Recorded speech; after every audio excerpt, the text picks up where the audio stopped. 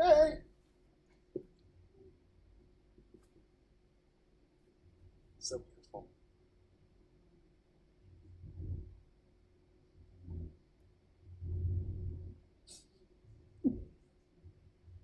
What are you doing? Waiting. Hi, everybody. I don't know how much you saw of me just sitting there waiting, but I have been lectured that I start too early by my producer. So there you go. Hi, I am so excited that you guys all joined. And I have to say a little side note from our KP Live pre show to Alan Steele. I'm sorry, but you're gaming without me. What? Hello, what? We're going to be talking about that later. Yeah. Second, also, Nico, Space Cats. Am I right? Am I right? Thank you. I'm going to tell Sam, and we're putting that back on the table. So thank you for all that. And hello to everybody watching. So I'm really excited. Emmett, Sam, and Bro Dude, thank you. Unless you're talking about the throne, and then, yeah, it's pretty hot. You guys, well, let me just say before we start, I know I gave the announcements during the KP Live show, and I just wanted to say one really special quick announcement. Mark and masks. I announced it then, but August 15th, don't forget about it. Mark your calendars. RSVP. I said I was going to get you the email address. We'll have it by the end of this interview. And so check out the pre-show if you want all of our announcements for the upcoming shows and Suzanne's acting classes and the new KP original series. And if you're going, what Space Cats, check out that because then you'll get the information on Space Cats. Also, Emmett, yes, this is live. So you're in for a treat as you watch me ramble. I've been wanting to do this for a really long time, and I kept being nervous and distracting myself with who I was interviewing. But today I want to acknowledge the indigenous people's lands of which we are on and have a moment to acknowledge where we are. And so in the area that I am, because I know we're all going to be in different areas because COVID, in the area I am on, it is the Bologna wetlands, and it is the Tongva villages and the Tongva people of the land that I'm on. And it is actually rather huge from Culver City all the way through Santa Monica in what is now Marina del Rey, Playa del Rey, parts of Venice. It's a pretty big area. So I wanted to just acknowledge those people, and I am going to do a little research and learn a little bit more about the native people of this area. So I hope that you will join me in that. And next week we'll have another group of people from this LA Basin area.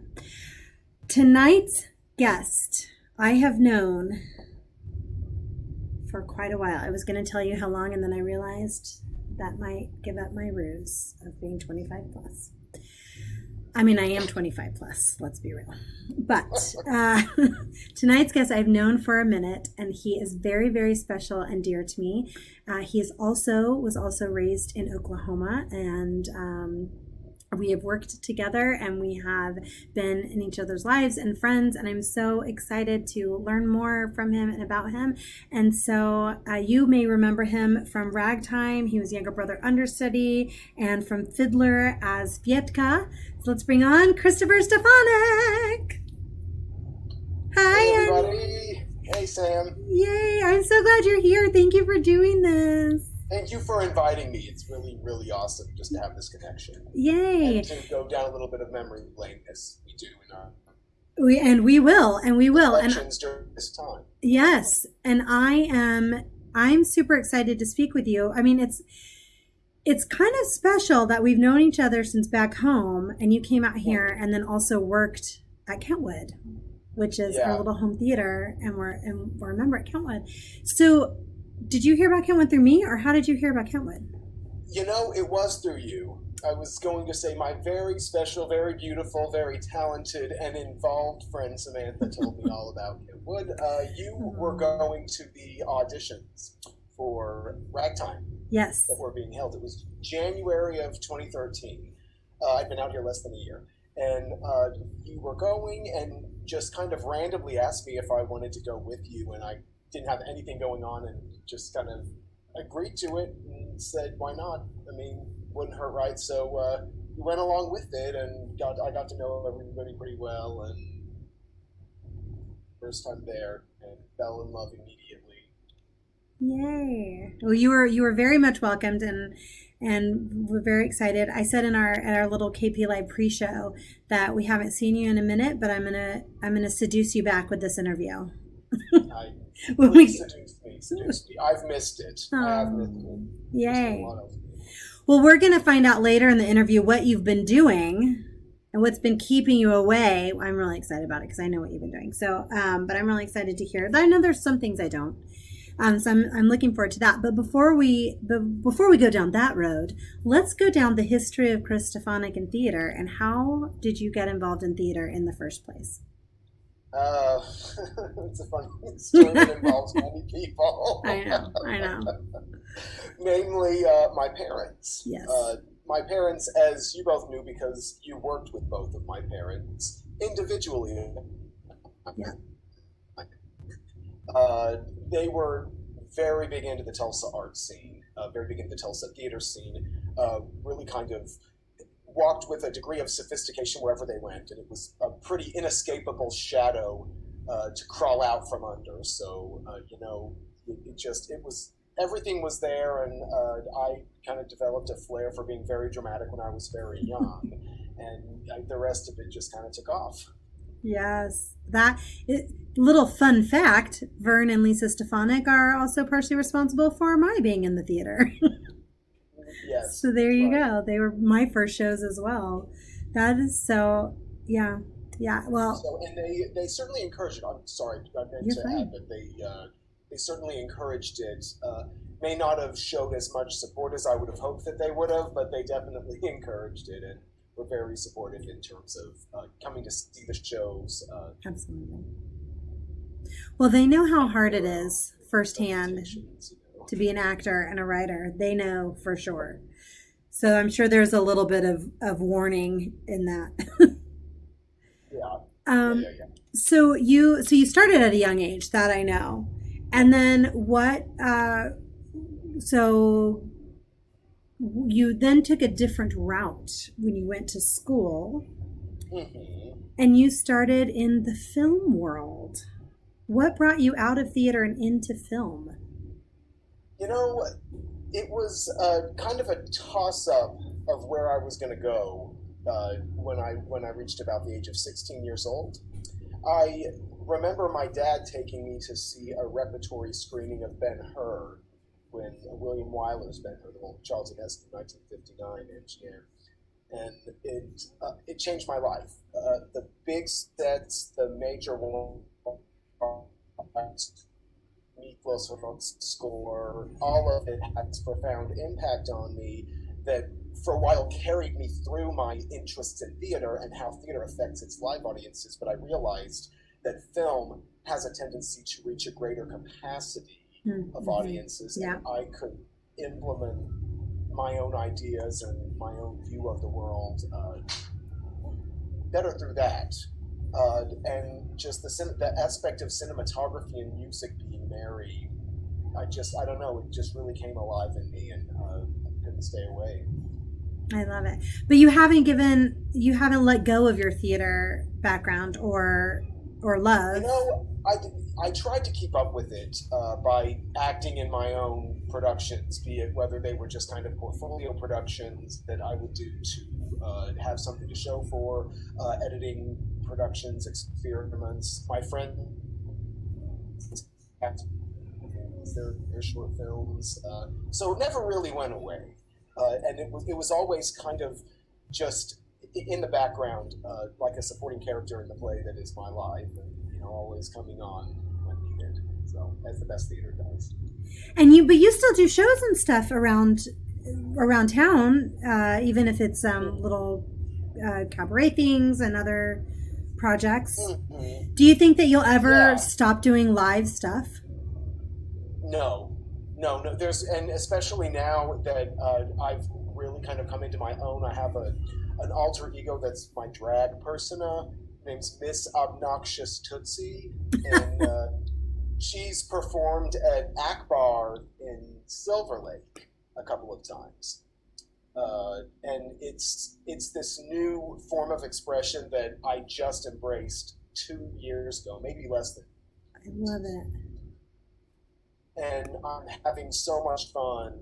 It was the final piece of the puzzle to who I am theatrically, and now the possibilities of what I can do either as Tootsie or in a role as myself, or maybe even Tootsie playing a role.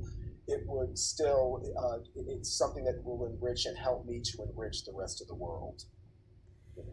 I love this, and I don't know if you saw or know about the announcement I made in the KPLA pre-show, but after the Mark and Mask Awards, we're doing a little after party hosted by two of my favorite drag queens, Mama Lou Soul and I'm a Hot Mess. So maybe we might have a special appearance by Miss Tootsie. We might have to talk about that.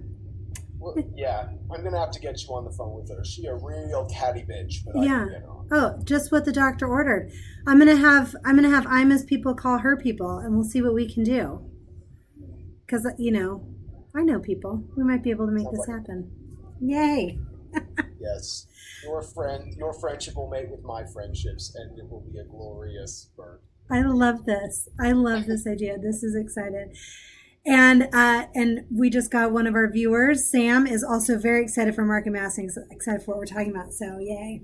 Even through Zoom and quarantine, we are still affecting people. I love it. I love it. Let's actually talk a little bit about.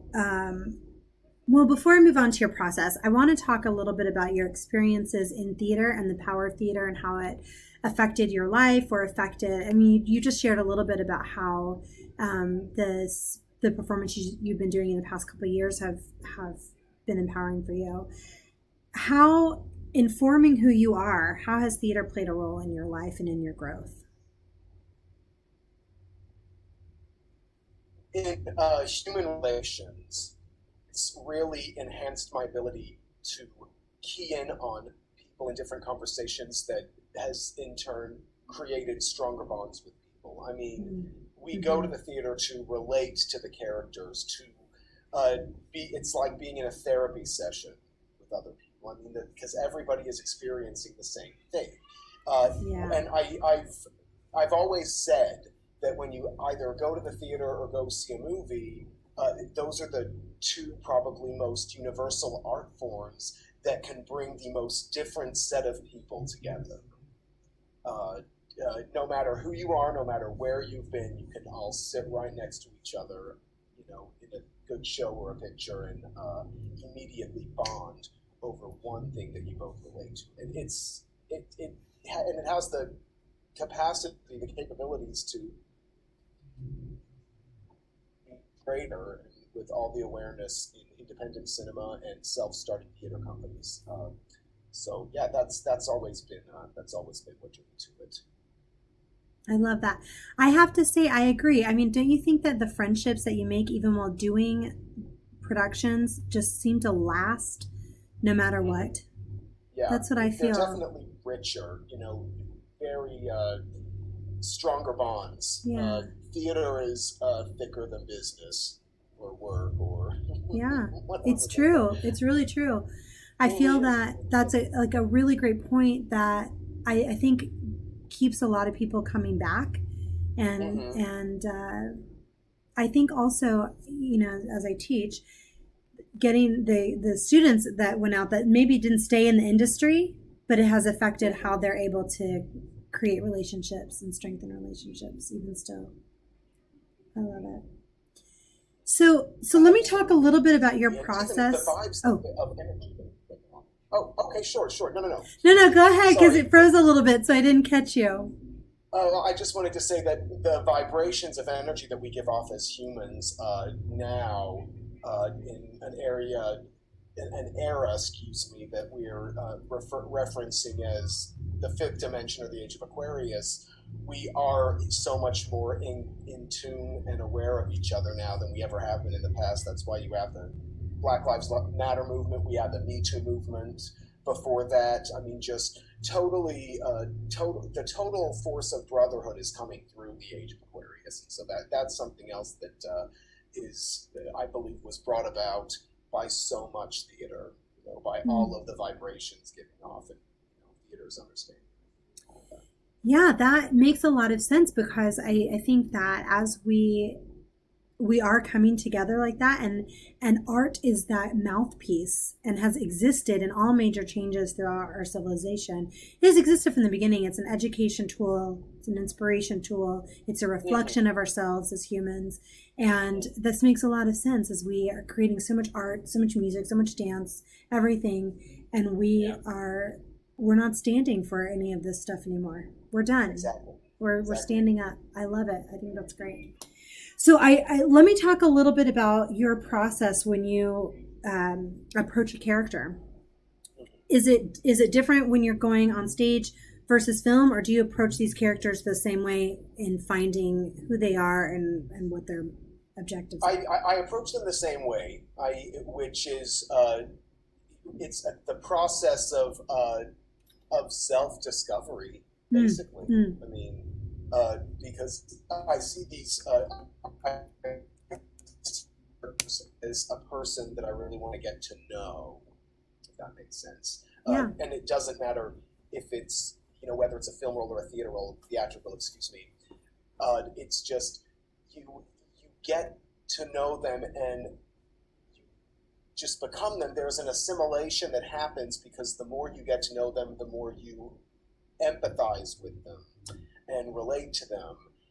Much like sitting next to the person in the theater and bonding over that one experience that we were just talking about. Like only now it's you and the character, and there's a fusion that happens, at least for me, and it happens in the constant repetition of the lines and the dialogue and rehearsals.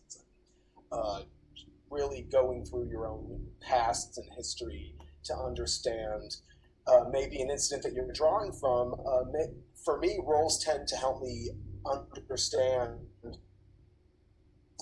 it better, because in reliving emotions and experiences that I am drawing from for the role, I go even deeper with it, and it gives me this kind of light bulb moment, sometimes that I never realized was there. I love that. So, yeah, that's powerful. That's absolutely powerful. I think that's what we do. We're digging in, we're dissecting everything, and we are coming to learn and love this character that we're playing and identifying with it. Right. So by the end of it, the assimilation has taken place, for lack of a better way of expressing it, and it's it's like learning. I'm trying to think of the best way to put it, but it's like being possessed. The character possesses you. And it's something that when you go on a stage or in front of a screen, for that matter, you kind of relinquish your control to the hard work that you've put in. Yeah. It kind of remains its own entity in a way, but it's part of you. So that's probably the most non-typical answer you can expect. I love it. That's the way I look at it. Thank you. God, and also one of the reasons why actually I am like you, I love theater and film, both. But one of the things that is a little special to me in the theater, which is why I'll never let go of it, is exactly what you're talking about, is also that added element of that moment. And that when I do it the next day for the next audience, it's a different moment. Even though it's so similar, it's still different. And it's something that's only shared in that moment. There's something really special about that. There is, and it always gives you options of how you want to relive it, just the catharsis that comes from that night after night. I mean, it's incredible. It does the body good, it does our hearts good. Yes, absolutely. So let me talk, because I know that I know this is actor night, technically. Actors, backers, and crew. But I know that you're a screenwriter and a filmmaker. So I want to talk about it. So how you were actor first, how did this lead to screenwriting and filmmaking? There's a resonance with me that I wanted to share it, the joy that I was getting from it, and the overall aspiration to create something, big and extravagant that's going to affect a lot of people.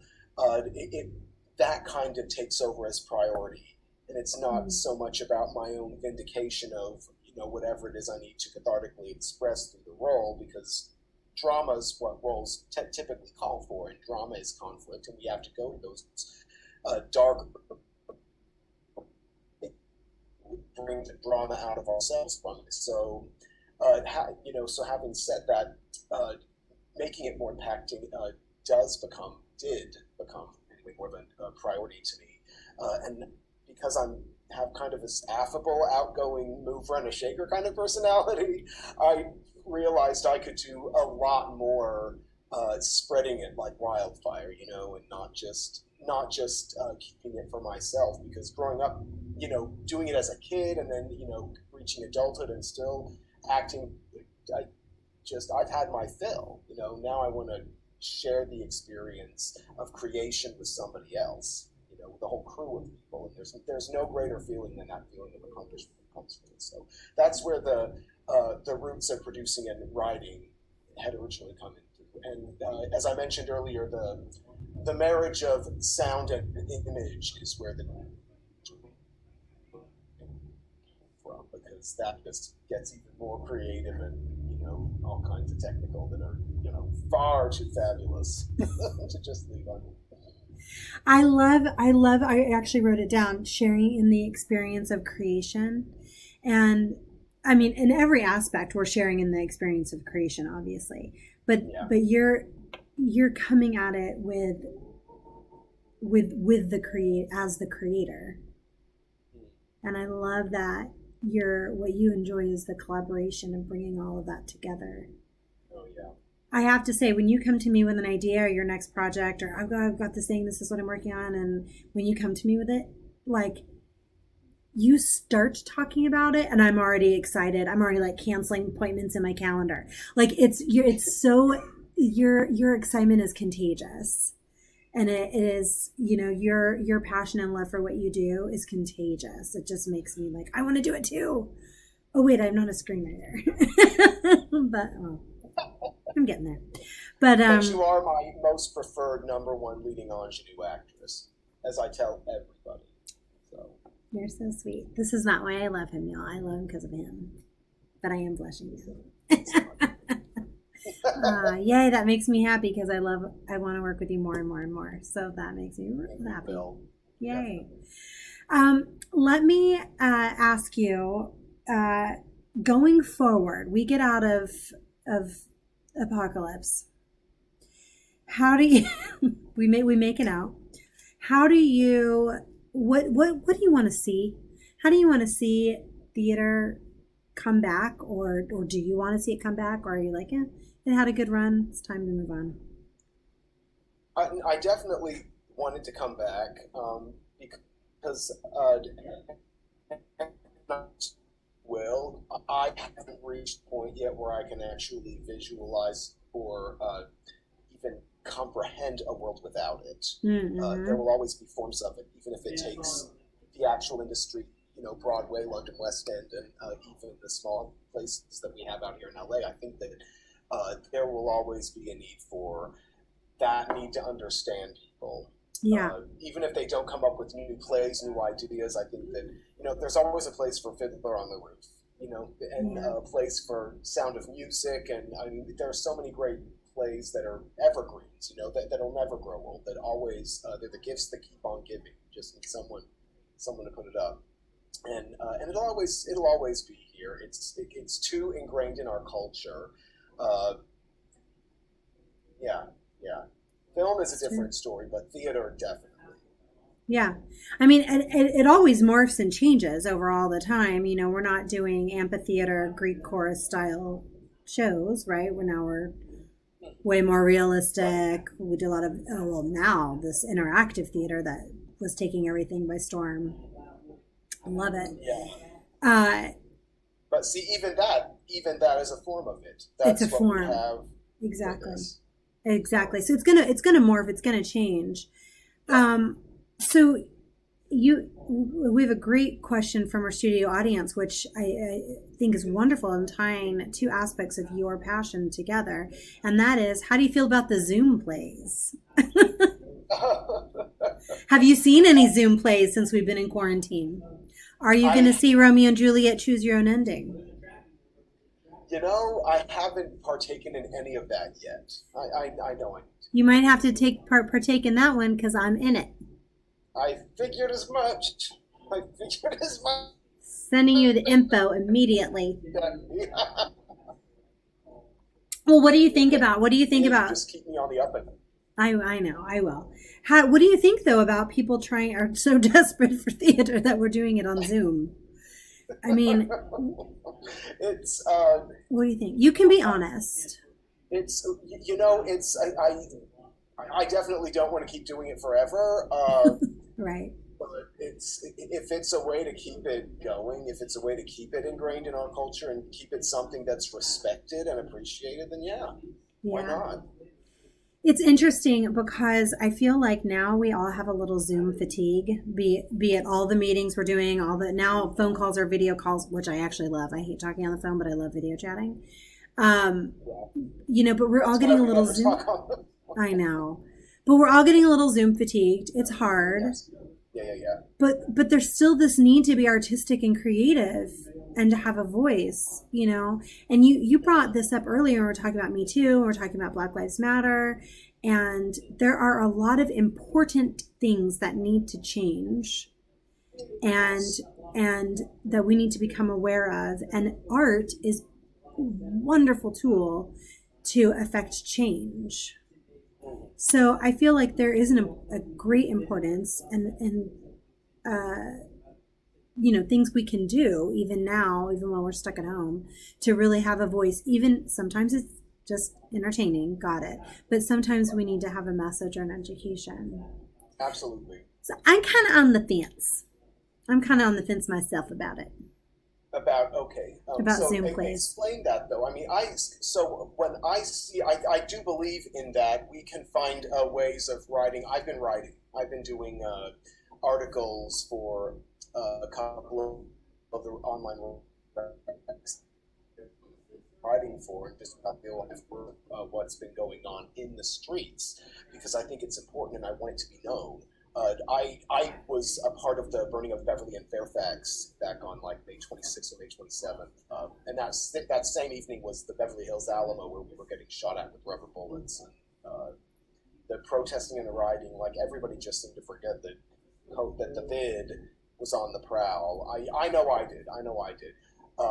I was completely masked, but that's beside the point. We need the first-handers. If we have to dramatize it, I mean, is this making sense? Absolutely. I think we're going to see more art that is about what we've experienced in quarantine and what we've experienced with the protests and all the aspects of what the protests were and are. They're not ending. We have so much work to do.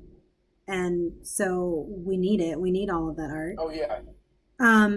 So we do. I would be didn't really with. They're on Instagram, active at. We have been occupying City Hall for I believe this is the 45th or 46th day in a row. I haven't been there every day, but I've been with them over half of the time, and I've been working with them. Tyson Suzuki is the kind of ringleader of it all, and he's been doing a really great job with it. And I encourage everybody who can do something to please do something, because this has to stop. This systemic racism really, really has to stop. Okay, I'm off my soapbox. Don't ever get off your soapbox. But let's talk about that, because you're a writer, you're a filmmaker, I'm a director, we're both actors. How can we put this into art, into practice and art? At Kentwood, we've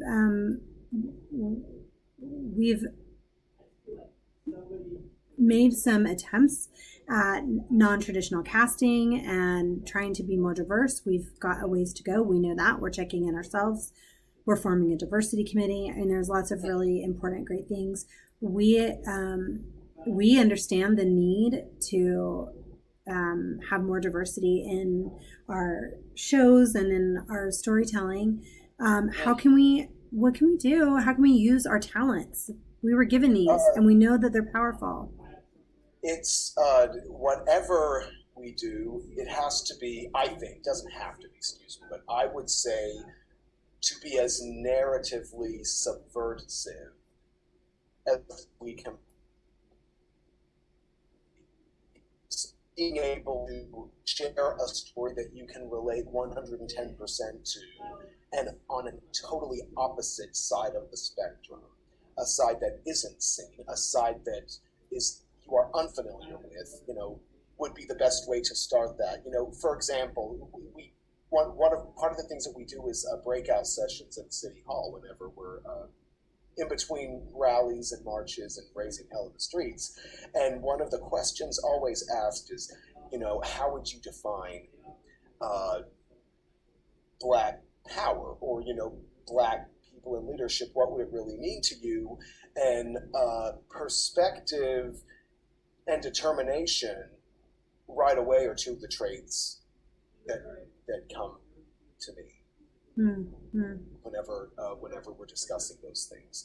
And so to incorporate in a monologue, that can speak to that, would be a way to subvert, because it make it something that something that is totally opposite, that you've never heard before, and would like to have it heard. Now is the chance to actually be heard, because everybody's listening. I missed the very, very first part of that. What did you say? You came on as the word monologue. So what were you saying before? Just to put that into a character arc, or a character's monologue, something that can be some way that you can speak to it, and just totally subvert the system of dramatic storytelling. I mean, it's like the sky is the limit, and that's the thing that's so beautiful about it, is that we are at a time now where audiences could not be more open to new ideas, to fresh ideas. Great. Do you think that the experiences you're having downtown and that you've had in the marches will affect your art form and your storytelling? Without a doubt. I've learned so much about my own lack of self-respect. It's a literal breaking down of my system, because when we go to school, the textbooks are totally whitewashed. They're written by white people. The whole idea of history is based off of, well, in most cases anyway, it's based off of a white man's vision of the past. And that alone is something that we need to break it down completely. We need to get used to a completely different idea of coexisting. So again, being able to incorporate that, and being able to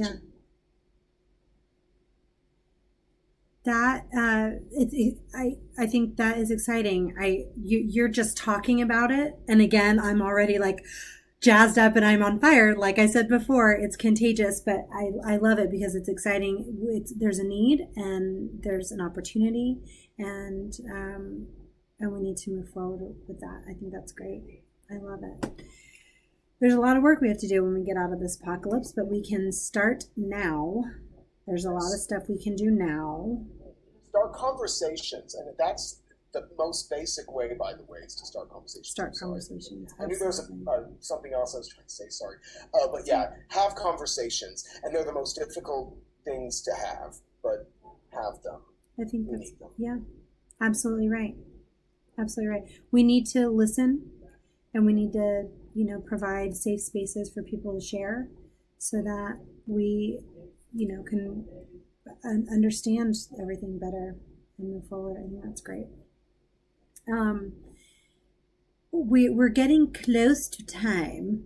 So before we go, we've talked about some really great stuff. I feel very inspired, and I feel like even tying in Sam's question about Zoom plays, I'm like, wow, even now we can be writing things and doing stuff right now that talk about this, and or doing the research, like you're saying, research, educating ourselves, and having those conversations. Doing that right now to prepare for when we're out of this. All of the above.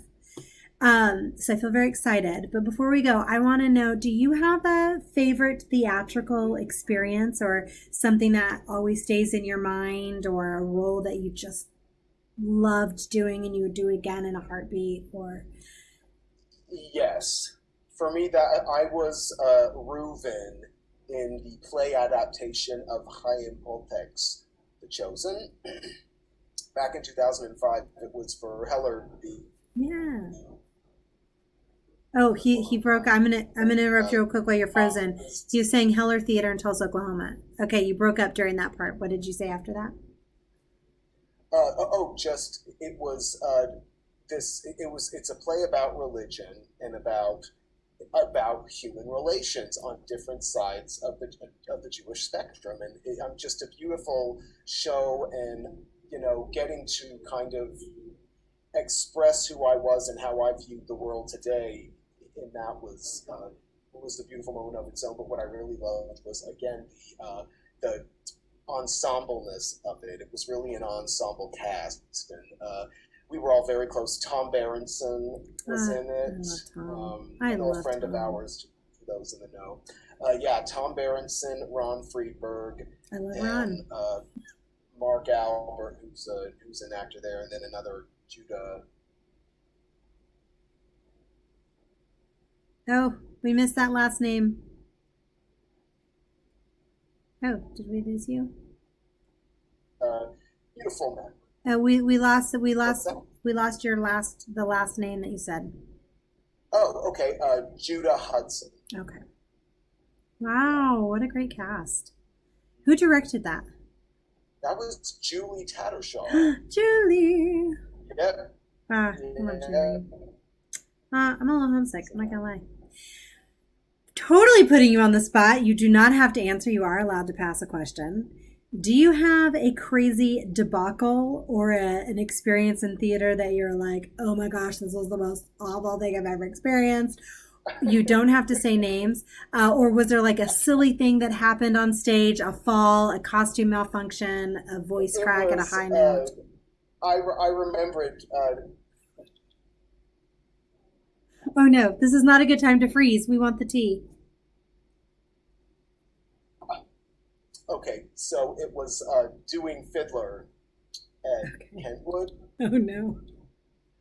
I totally didn't realize until right before I was about to go on stage that I didn't have part of my costume. Yeah, Was it an yeah. important part of your costume? It was the shirt. Oh my God, because I had taken it home that week to wash it, and I forgot to bring it back that Thursday or Friday night. And Kathy Dershimer, I was so afraid I couldn't even face her, because she had done the costume. Oh no. And she had, I quickly, before someone went down to tell her, and I knew it was only a matter of time before she was going to be back upstairs, and I was like, "Shh." So I run into the back of the costume area, looking for closest shirt that I could get, and I find it. You couldn't even notice the differences from the audience stage perspective. Right. Quickly put it on, and then put the sash and the rest of the features on, and then right in time for Kathy to come into the door, and she sees me, and I go, and she goes, "Oh, I never felt so no. awful ever." That's like literally the worst, most irresponsible thing I've ever done. When you said didn't have your shirt, I thought you just meant like you've been changing costumes, it's hot, you're just kind of like, I'm leaving this off for a minute. And then it's like, oh gosh, I've got to go on stage. You meant like, I don't have it at the theater. Like at the theater. That's terrifying. That it was, somebody was watching over me that night. I don't know, because we did fix that really quickly, and it worked. I have to say, something similar happened to me, but I took it home to wash. But what it was for me was that when I was grabbing my stuff, the item was black. It was my swimsuit. Mm-hmm. And I grabbed the other thing that was black on, right, like on the bed of the laundry. And I thought I had the right items, but I did not.